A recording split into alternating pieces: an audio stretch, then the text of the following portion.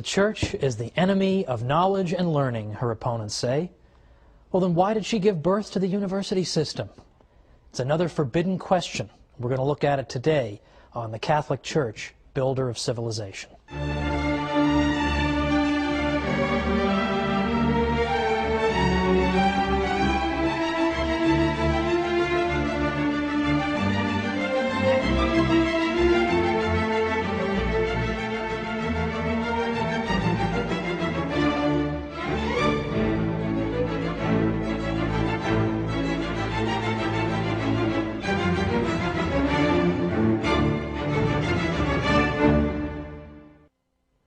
Welcome to the Catholic Church, builder of civilization.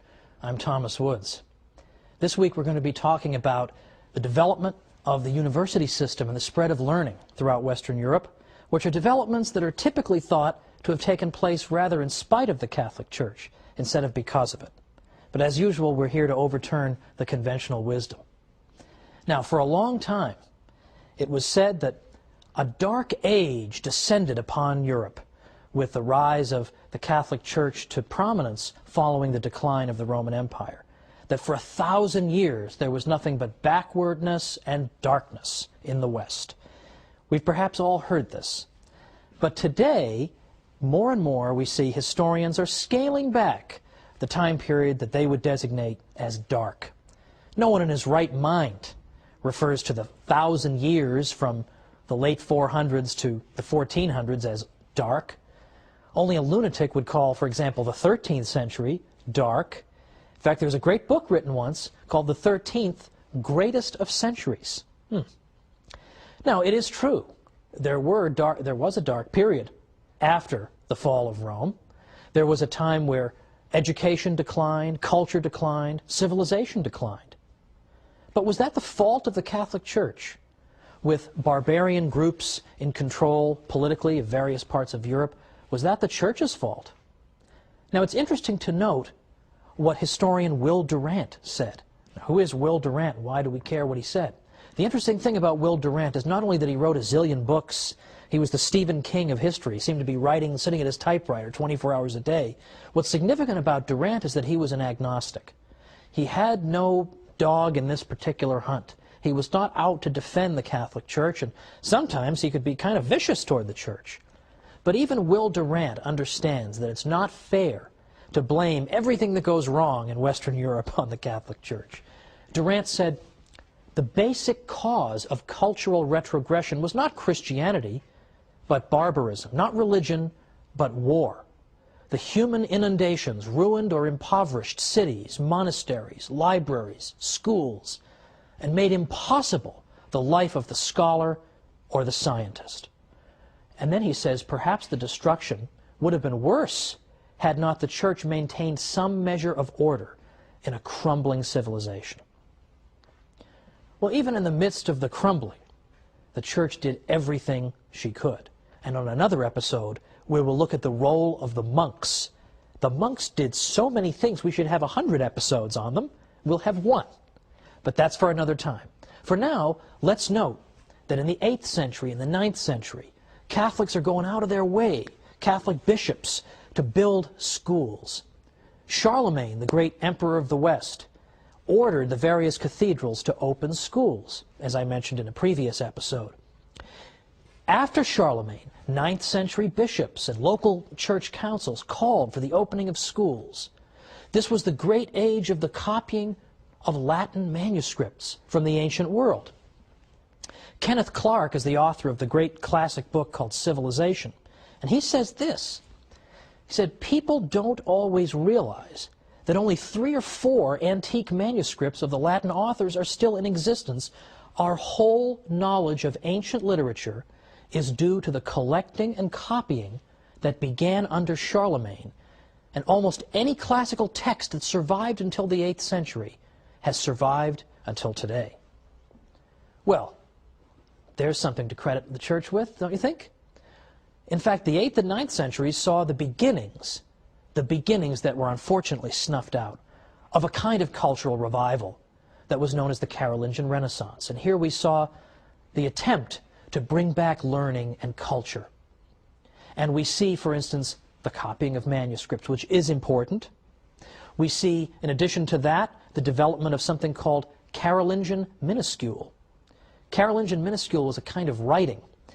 Before the existence of Carolingian minuscule, you would see writing that had only capital letters, and if you ever get an email from somebody who sends you an email in only capital letters and you just can't bear to look at it, you know, who is this barbarian writing to me in all caps? It's annoying, it's hard to read, it takes longer to write. They also had no spaces between the words before Carolingian minuscule, no punctuation. So imagine just a big block of capital letters. That's a lot of fun to read. Beyond that, because of geographical isolation, people in this part of Europe, rather than this part of Europe, would develop their own script that was largely indecipherable to people from another part of Europe.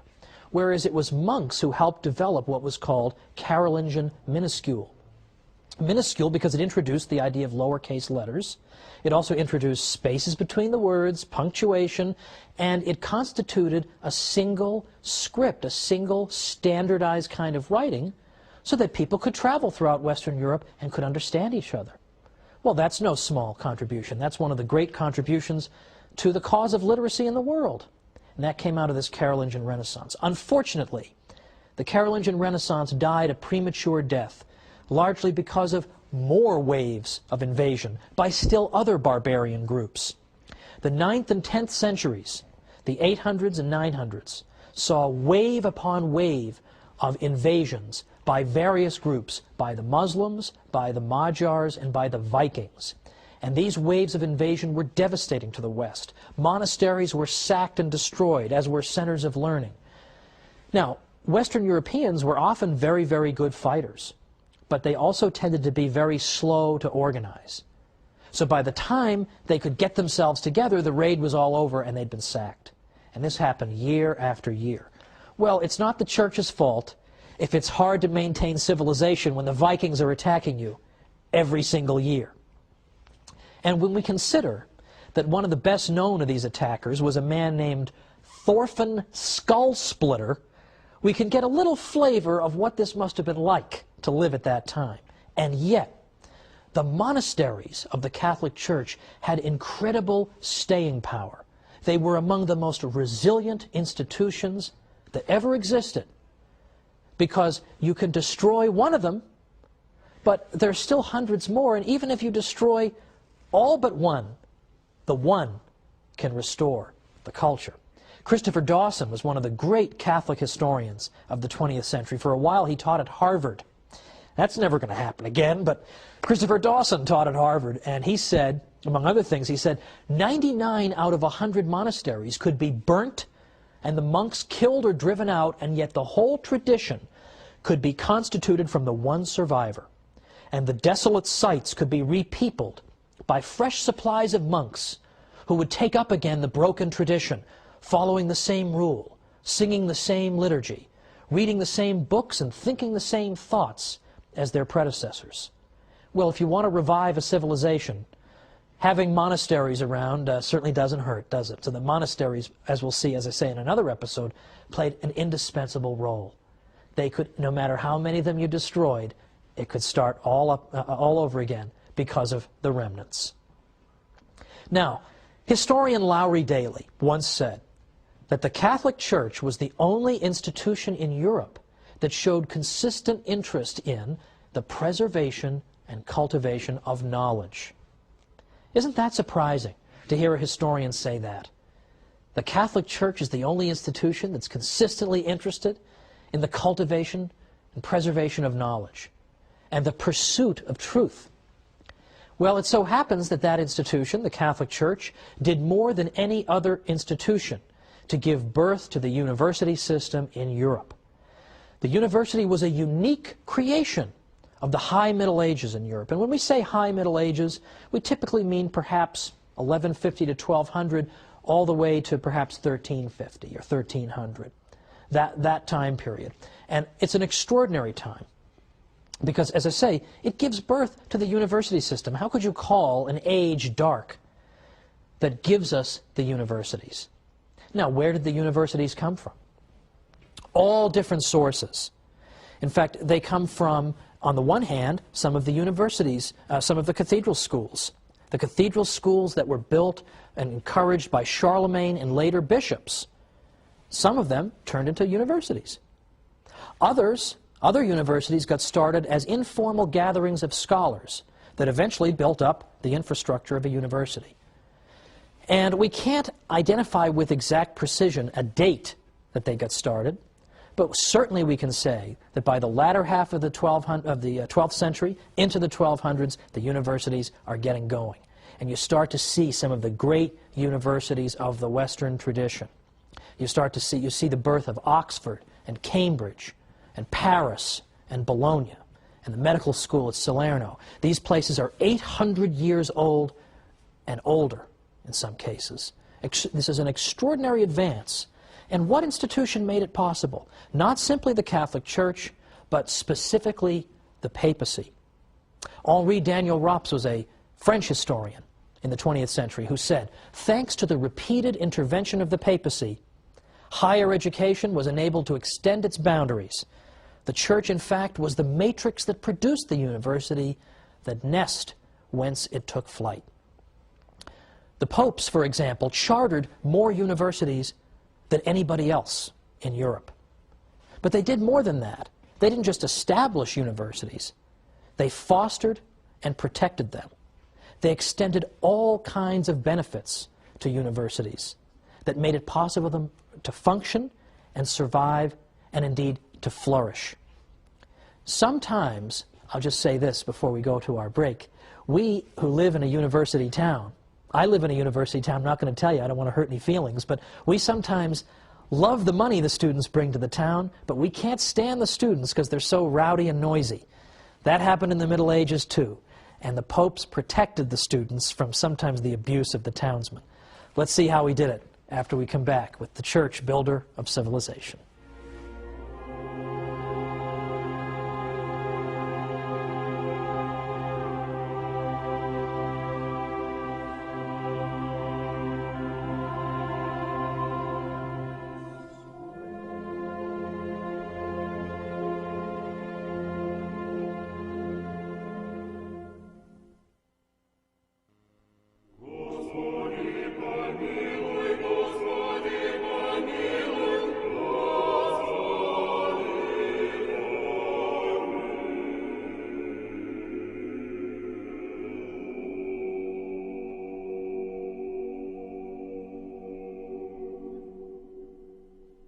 Welcome back to the Catholic Church, builder of civilization. I'm Thomas Woods. Before the break, we were looking at the development of the university system in Western civilization and noting that the Catholic Church played a larger role than any other institution in spreading knowledge, cultivating the pursuit of knowledge, and allowing the university system to blossom. There was no institution that did more, and the papacy in particular consistently intervened. Now, right away, as early as the 1200s, as the universities are forming, we already see the characteristics of modern universities. They were not absolutely identical to our modern universities, but we see important similarities. For instance, that we had the same distinction between graduate and undergraduate education that we have now. We had the idea that you go and you pursue a fixed course of study, upon the completion of which you receive a degree. All these things were features of the medieval university. Now, in the ancient world, they had schools, of course, they had academies, but they didn't have quite these features that I've described. And typically, if you belonged to an ancient academy, it meant that you belonged to the school of thought that dominated that academy. Whereas in the medieval university, there was no reigning school of thought. Instead, you had vigorous debate back and forth on a variety of subjects. But just before we went to the break, I specifically pointed to the role of the popes. How did the popes help to foster the universities, apart from chartering more universities than anybody? The popes also extended the benefit of clergy to students. Benefit of clergy is a privilege that was extended typically, of course, to clergymen, which said that if you were to harm a clergyman, it would be considered an especially heinous offense. Also, benefit of clergy meant that if you were a clergyman, you could have your case heard in a church court rather than a local secular court. Well, this benefit was extended to the students at universities because, as I suggested at the break, sometimes the local townspeople didn't really like the students, just the way they are today. A lot of people today look at the university students and they say, I like the fact that they've brought mom and dad's money to my town and they're ready to spend it on all kinds of ridiculous nonsense. However, I don't like the fact that they keep knocking over my mailbox. I mean, why would you get pleasure out of knocking over my mailbox? This sort of thing. People love the money and they hate the students. That's exactly how they felt in the Middle Ages.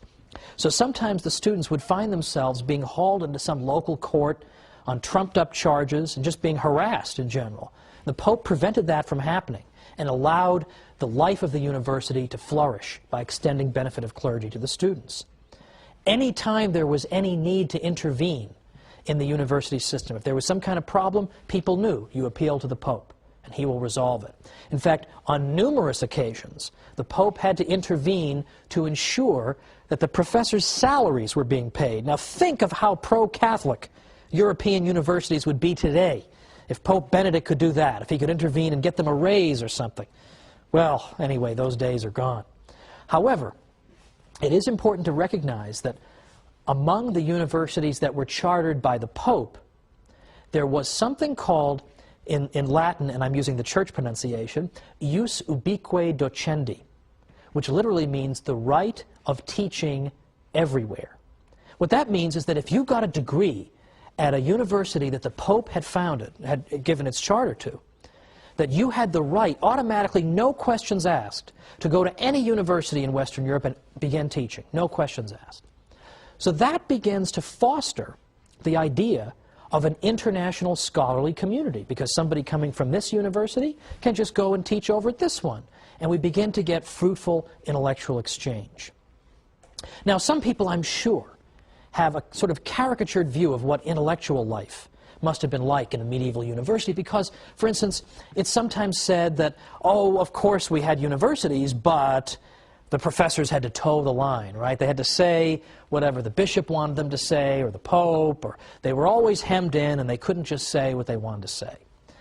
That is so false that it would take forever to refute it. To the contrary, as any impartial historian of the universities will tell you, to the contrary, the intellectual life of these universities was very vigorous and robust. There was hardly any question that was not rigorously debated at the medieval university. Now, it's true, there were broad theological limits within which this debate took place, but within those limits, it was open season for various questions being debated. I mean, arguably, there was more rigorous debate in medieval universities than there are when we see in universities today. I mean, in universities today, we all know you have to walk on eggshells, you're not allowed to say certain things, or you're not allowed to defend certain types of people or defend the Catholic Church. We all know that. You didn't have that in the medieval university. You had rigorous, vigorous debate going on back and forth. In fact, what you would see in the afternoons after the professors would give their morning lectures was that a professor would get up before the entire assembled university community, and he would do something called determine a question. That is to say, some controversial question would be debated by skilled debaters on both sides of that matter. And they would both make the strongest cases they could for their own positions. And then it would be up to the professor to step forward and synthesize everything that had just been heard and put it all together and resolve it, come to a solution on the basis of this rigorous debate. That was called determining a question, and that took place in the afternoons. Now, I would like to see a modern university try something like that, but you won't see it because the professors are all tenured and they want to just sit in their offices and type entries on their blogs, so they're not going to want to do that. But that was what the university system was like, and if you wanted to get a degree in a medieval university, you had to do that too. You as a student had to stand up there in front of the whole university community and determine a question. That's hard. That's difficult. Now consider also that we can see the debating nature of our Western civilization. We can see it evident in the writings of this time, the writings of the early centuries of the university. Take, for example, the great St. Thomas Aquinas, who is admired by all civilized people everywhere, in effect. Look at St. Thomas. Look at the way he debated with people. First of all, if you look at his Summa Theologiae, or Summa Theologica, you see that it's arranged according to questions and answers. Thousands of questions he raises. Incidentally, I used to put on my quizzes. I used to, yes, I'm admitting on camera that I gave multiple choice quizzes at the college level. I did that just to make sure they read their books, which they didn't, but I gave them the quizzes all the same. And one of the wrong answers I gave was, the church told people not to ask questions. Now, if you were even slightly listening to anything I was saying, there's no way you'd circle that answer. You wouldn't believe how many of them would circle it. I could have spent the whole semester standing up there saying the church fostered a culture in which questions were routinely asked. Wouldn't have made any difference. They've already been told the church hates knowledge. And so they all circled the wrong answer. Well, in any event, St. Thomas Aquinas asked question after question after question. And if you notice the style of his writing, you notice the organization of it, he and other scholastics debated things in this way. They would take some question, and then they would consider all the possible objections to their own position and list them out. And then they would explain their own position. And then they'd go back and they'd answer the objections. And he did this for question after question after question. It's an extraordinary achievement. It's fascinating reading. And what's great about it is that St. Thomas was generous toward his opponents. St. Thomas wouldn't just make up some ridiculous argument, attribute it to his opponents, and then say, aha, I triumphantly answer this person. No, he would present his opponent's arguments as persuasively as he could. At least try to make it a little interesting, right? He would portray it as accurately as possible and as persuasively as possible. In fact, in some cases, St. Thomas would even think up arguments that his own opponents hadn't even thought of. And he would say, well, wait a minute, you guys also have this argument and this one. I'll give you those, and then he'd answer those. I mean, that is an honest debater. That's what Western intellectual life was like, and you see it in St. Thomas. It's organized in effect, the format of a debate, an ongoing debate with antagonists. That is an extraordinary achievement. That is what our Western civilization is about. It's not just uniformity, it's debate and discussion. Now, one of the great historians of science in our day is a man named Edward Grant. And he looked back at these medieval universities not long ago, and he found something very, very important there. And he said this, he said, what made it possible for Western civilization to develop science and the social sciences in a way that no other civilization had ever done before? The answer, I am convinced, lies in a pervasive and deep-seated spirit of inquiry that was a natural consequence of the emphasis on reason that began in the Middle Ages. With the exception of revealed truths, reason was enthroned in medieval universities as the ultimate arbiter for most intellectual arguments and controversies. It was quite natural for scholars immersed in a university environment to employ reason, to probe into subject areas that had not been explored before, as well as to discuss possibilities that had not previously been seriously entertained. And Professor Grant went on to say that the commitment to reason and rational discussion that we see in the Middle Ages and that we see in our modern world, this is one of the great gifts of the Latin Middle Ages to our world. But nobody knows about it. And he said it must, unfortunately, remain one of the best-kept secrets of the past hundreds of years. Isn't that astonishing? We shouldn't keep it a secret, however. We should go around telling people about this, because it's an extraordinary aspect of our civilization. Let's just end with St. Anselm, for example, is another example of what I'm talking about. St. Anselm, although he lived just before the universities were getting started, but he had the same spirit of rational inquiry. St. Anselm, for instance, had a book in Latin, Cur Deus Homo, which has been usually rendered in English as Why the God-Man, or Why Did God Become Man? Because St. Anselm used purely rational argument to try to consider, why did God do the extraordinary? Why did he become man and dwell among us? If he wished to reconcile the human race to himself, why did he not simply make a declaration from heaven? Why did he become man? And St. Anselm explained this by using his own reason, thinking about it. But what St. Anselm is known for the most, perhaps, among philosophers, is that he asked another rational question: does God exist? And he began to use reason to try to uncover the answer to that question. Does God exist? St. Thomas picked up this question, of course, and he had 5 ways that he used to demonstrate that God existed. And this is where we're going to pick up next time, because this intellectual tradition of debate and discussion and reason turns itself on the faith itself and asks questions like, does God exist? And if so, can we demonstrate it? And I'm going to suggest that they did it. How did they do it? We'll see next time on the Catholic Church, Builder of Civilization. See you then.